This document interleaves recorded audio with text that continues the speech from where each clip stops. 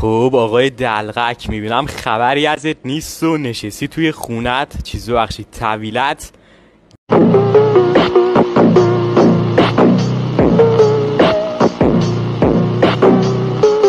گریه میکنی.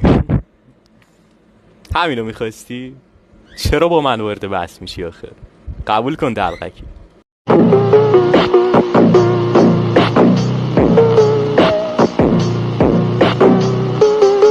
آقا به قول یکی از کامنت ها من باش مشکل دارم، بهش میگم دلغک.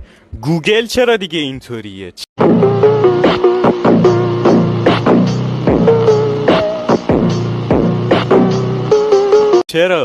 چرا گوگل گفته کسی که دیگرانو مسخره میکنه و باعث خنده مخاطبانش میشه دلغکه؟ گوگل دیگه چرا اینو گفته؟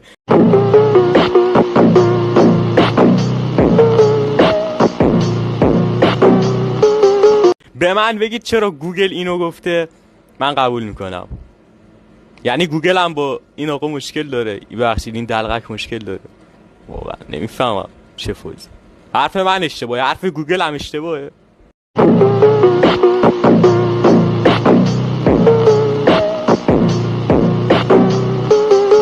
فکر کردی من مثل بقیه هم طرفدارت بیان زیر پستم بگن رسول کجایی بعد من چیزی نگم؟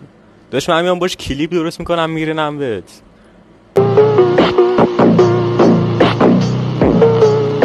بعد با اون کلیپ باز در مورد خودم درست کردی، باز همونو برمیدارم باز میرینم بهت، من که ولت نمیکنم.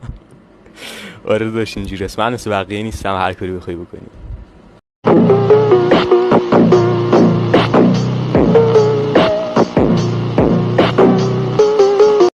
آره خلاصه دیدی گوگل چه تیکه خلاقانه ای بهت انداخته بود، بهت گفته بود دلغک. دیدی گفته بود کسی که دیگران رو مسخره میکنه دلغکه. دیدی